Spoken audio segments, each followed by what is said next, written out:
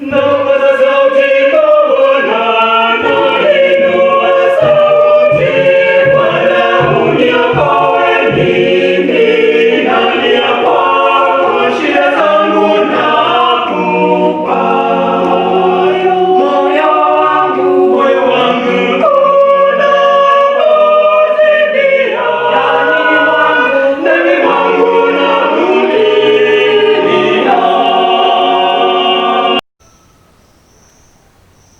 want to take this opportunity to greet each one of us who is listening to this message today. But to begin with, I want to introduce myself. My name is Reverend Isaiah Obuya. I am the Provost of St. Thomas Cathedral in the Diocese of Nambale, and I'm also the Vicar General of the Diocese of Nambale. And I want to thank God for this opportunity that He has given me to share His word with us. I want to believe that the word that I'm going to share with us is going to bless us richly, it's going to impact our lives, and that it's going to change us. We are not going to be the same again. And I want us to share from the book of 1 Peter, the letter of Peter, chapter 3, from verse 8 to 18.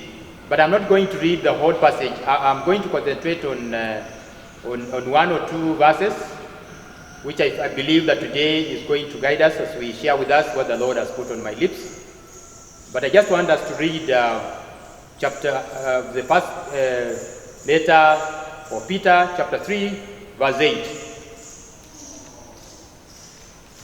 1 Peter, chapter 3, verse 8.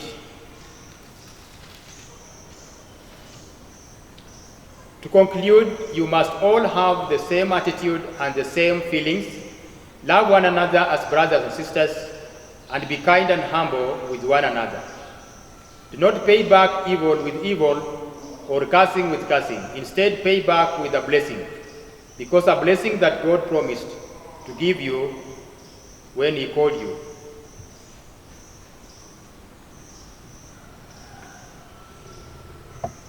I want to talk about marks of true Christianity. Marks of true Christianity, that is the theme or topic of my message today. Have you ever asked yourself why institutions have regulations and rules to govern them? Even Christian organizations have constitutions to guide them. And long before we had formal education, there were oral traditions that guided our communities. And failure to adhere to this would lead to some form of discipline meted out to the offender. In this regard, I want us to think about our duties and conduct as Christians and how we ought to live. Which virtues do we embrace as believers? What marks should Christians have? Now, when Peter was writing this letter, Christians were experiencing very severe persecutions and suffering at the hands of very wicked political leaders, led by Emperor Nero, who prided in persecuting and killing Christians. And remember, the church at that time was at its infancy, and not many people had been converted to Christianity. The religion that many Jewish people pledged allegiance to was Judaism. Judaism was the rampant religion of the day when Peter was writing this letter to the Christians of that time. Judaism was the religion that the Jewish people were worshipping.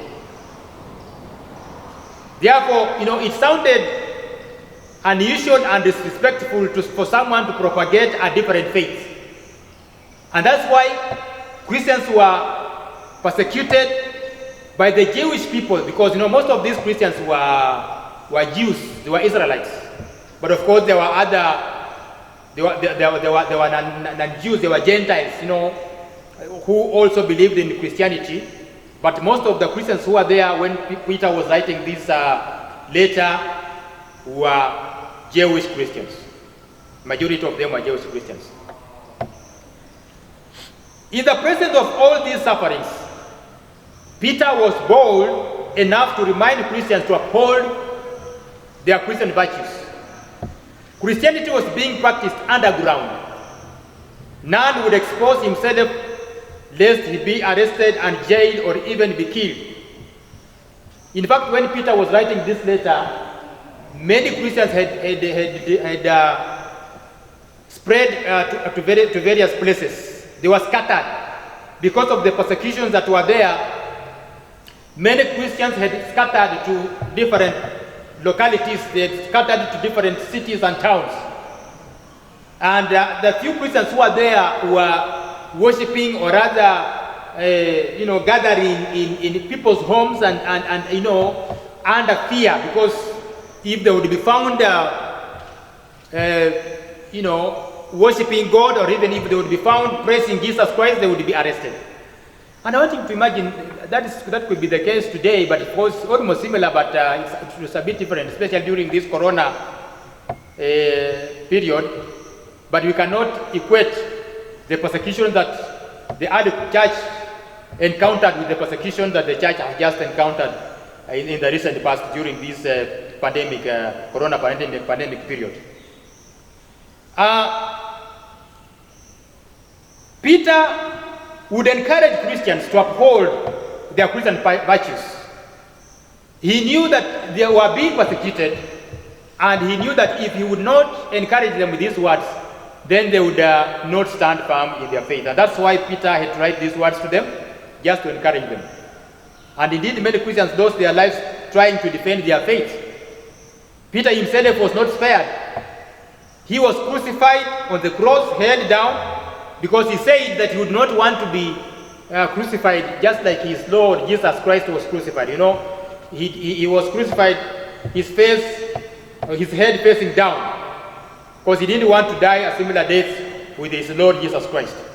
So Peter was not also spared in these persecutions. Now, in the context of this, I want to address the topic of the marks of true Christianity. The marks of true Christianity. True Christianity, one. True Christianity requires all to be harmonious.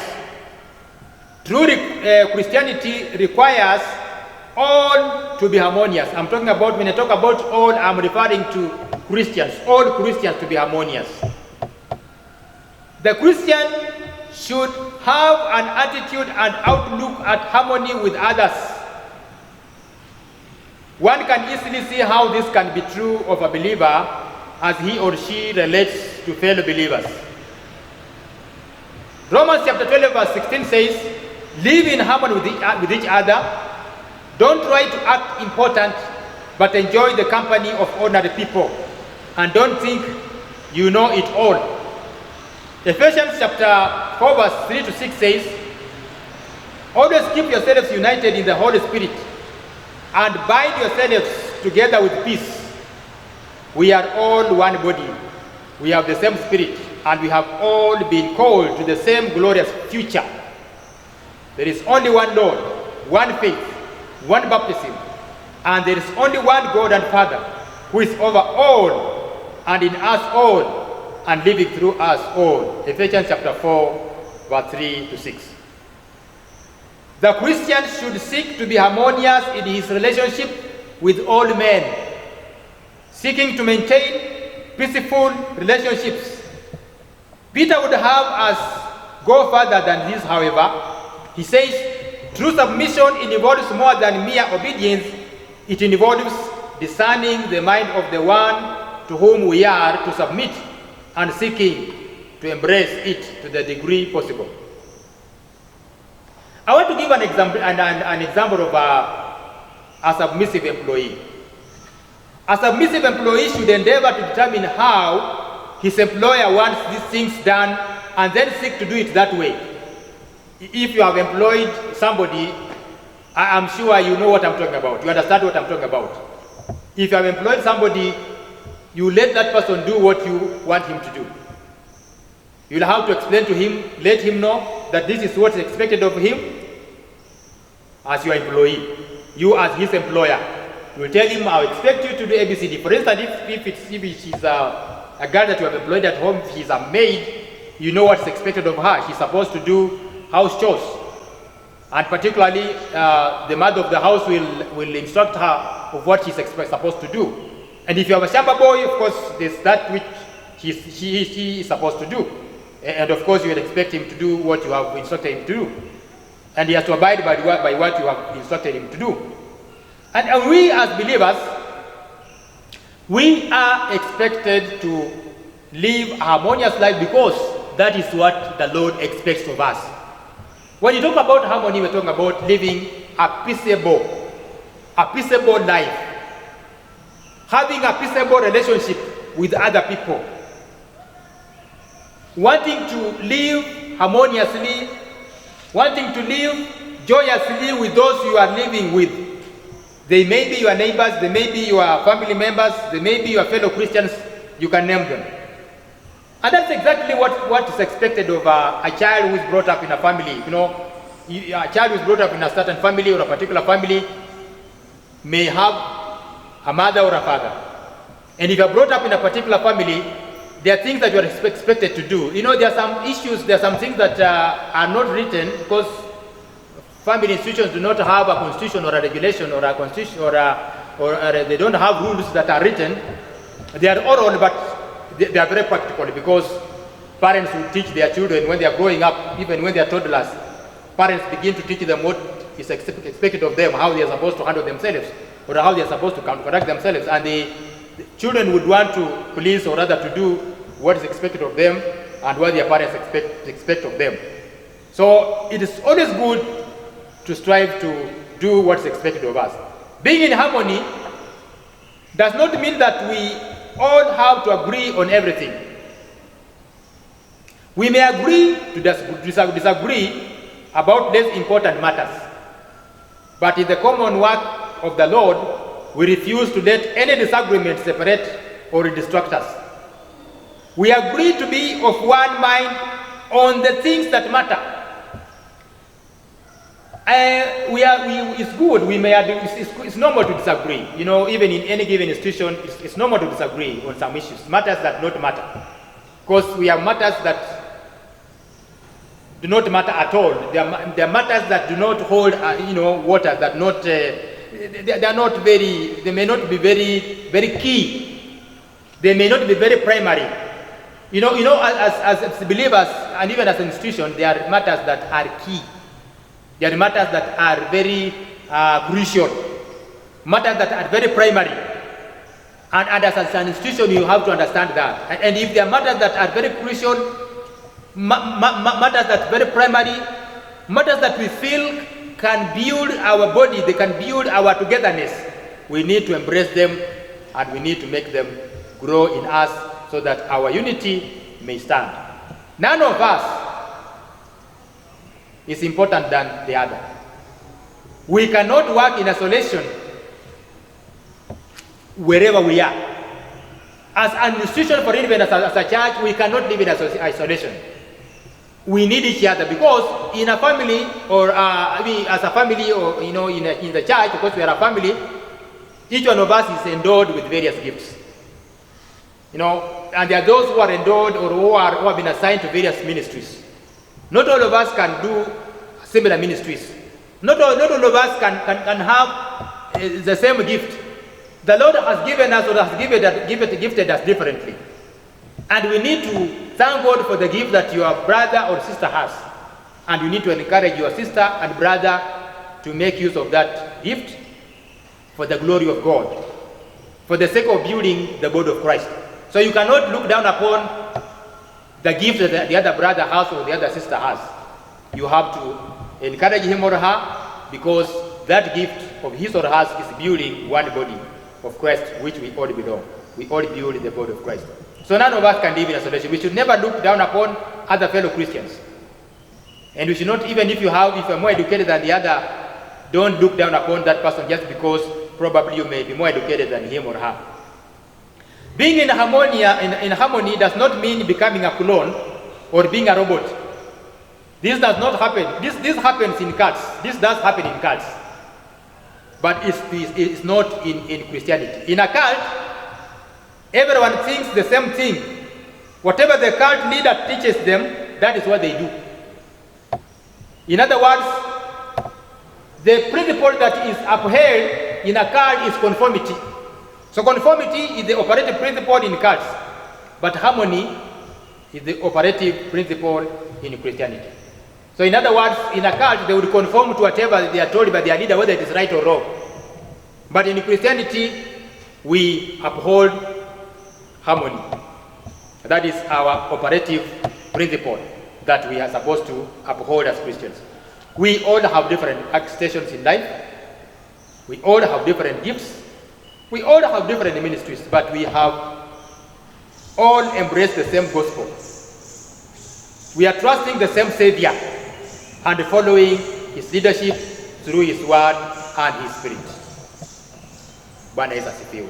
I want to thank God because He has united us all. Regardless of who we are, we need to embrace harmony for the sake of the body of Christ. Secondly, the second mark of Christianity is this.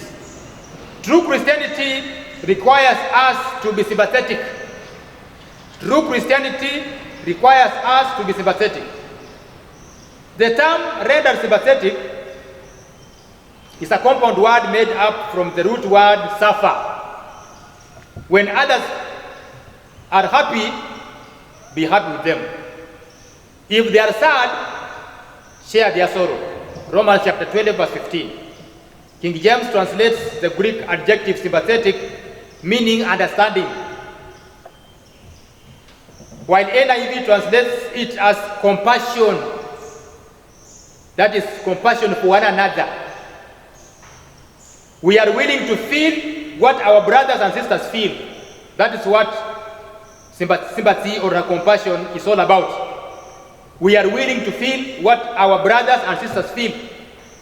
Paul put it this way: carry each other's burdens, and this way you will fulfill the law of Christ. In other words, my burden should be your burden. My worries should be your worries. My joy should be your joy. My suffering should be your suffering. I should not rejoice in your suffering. I should not brag about your suffering. I should not walk around announcing and celebrating with people out there about your misfortunes. And it's unfortunate that it happens, that some people rejoice about our misfortunes. They feel good when we are in misfortunes. But when you are excelling, when you are doing well, they don't feel good. But that's not Christianity. In Christianity, we are supposed to rejoice together. We are supposed to mourn together. We are supposed to carry each other's burdens. Galatians chapter 6, that's Galatians chapter 6 verse 2. Being sympathetic is the opposite of selfishness and self-centeredness. We are not supposed to be selfish. We are not supposed to be self-centered. We are supposed to be mindful of other people's welfare. Peter calls us to have the same affection for each other as biological brothers and sisters normally do. We have been called to love in a family. We are a family. As Christians, we are a family. Yes, families have problems. Brothers and sisters do pretty bizarre things. Sometimes they do some bizarre things together sometimes. But we must love through this. Whether we are faced with challenges, whether we are faced with difficulties, whether we are faced with the problems and whatever, you can name it, we are a family and we are supposed to uphold each other. We have a responsibility to each other. Drivers on the highway or any road or any road will care for the other person who is using the road. Will be sensitive to his neighbor, will be sensitive to another road user. You cannot just ride carelessly or loosely on the road as if the road belongs to you, as if the whole road belongs to you. We have other road users and you must be sensitive to them. That means you must obey traffic rules. You don't just drive carelessly on the road. as if you're the only one who owns a vehicle on the road. We have other road users, and you must be very sensitive to other road users. This is the way Christians should be sensitive to what is going around them.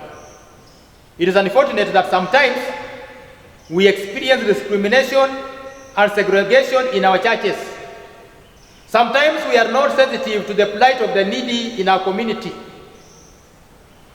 You feed, you live and dress well, but little do you remember the vulnerable in your vicinity. Peter's epistle has much to say on the subject of suffering. The writer to the Hebrews also specifically instructs believers to suffer with one another. We must identify with the problems of another person, the plight of another person. Even if he is not a Christian. I'm not just talking about your fellow Christian. Your neighbor could be a Muslim. Your neighbor could be a traditionalist. Your neighbor could be an atheist. If you are able to identify the problem he or she has and you are in a position to assist, you assist, because out of probably showing mercy, showing affection to that person, you may win him to Christ. You may minister to him through your showing affection to him.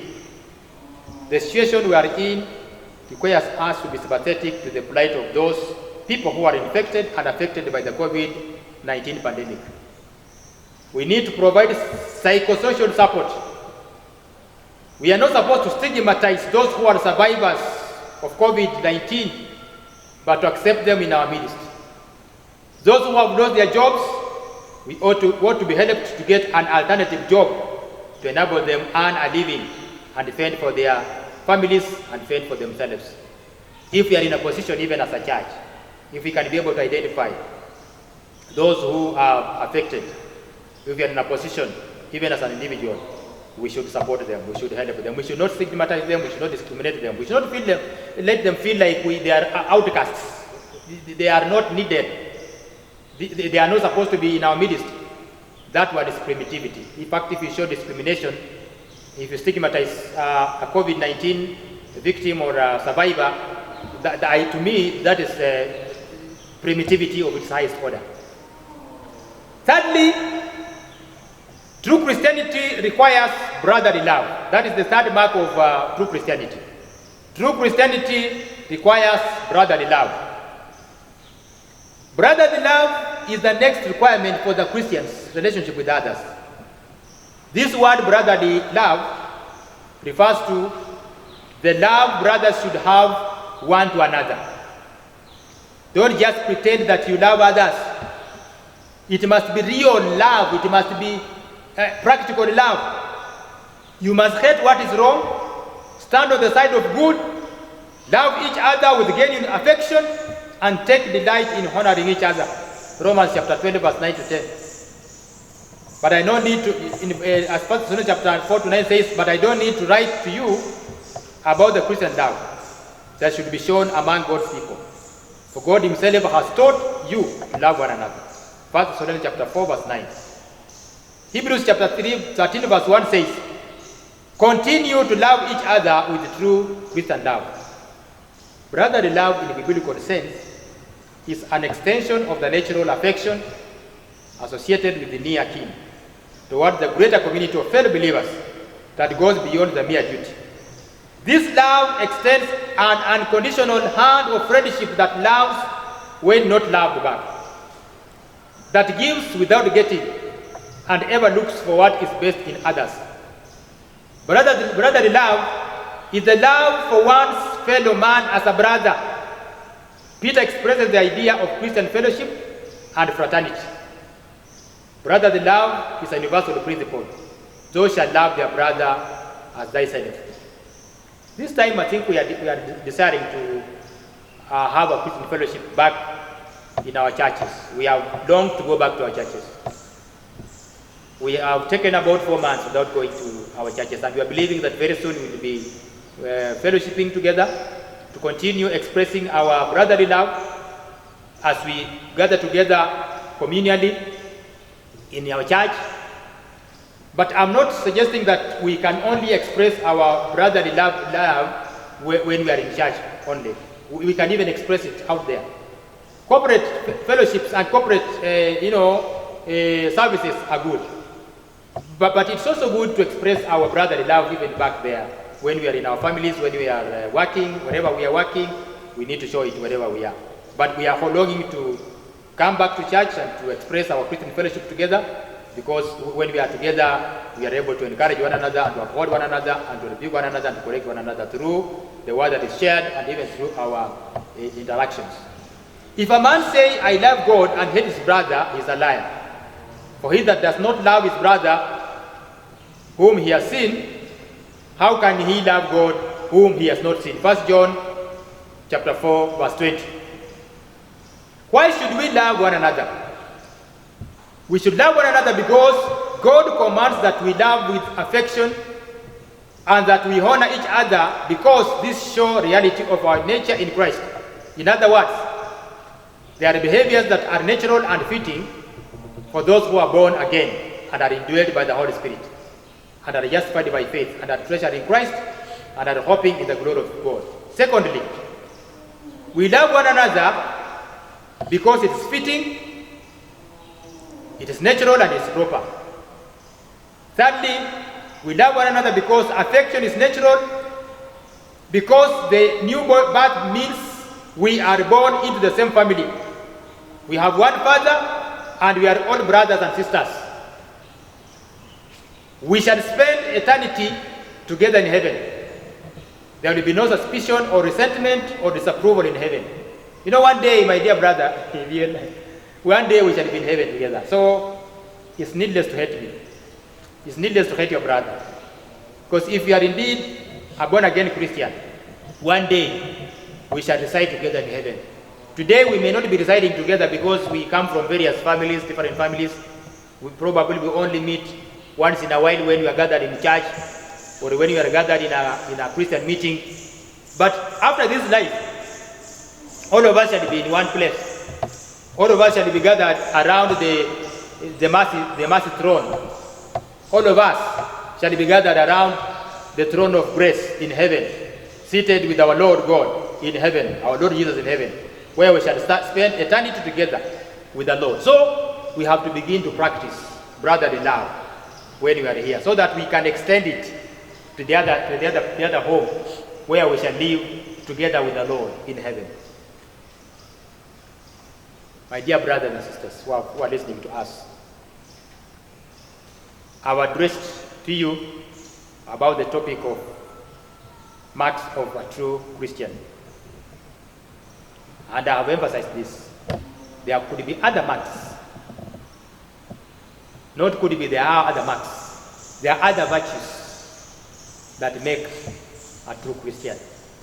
But I've just mentioned these three virtues that I feel are very, very crucial, are very important to us if we all embrace them. One, true Christianity requires us to be harmonious.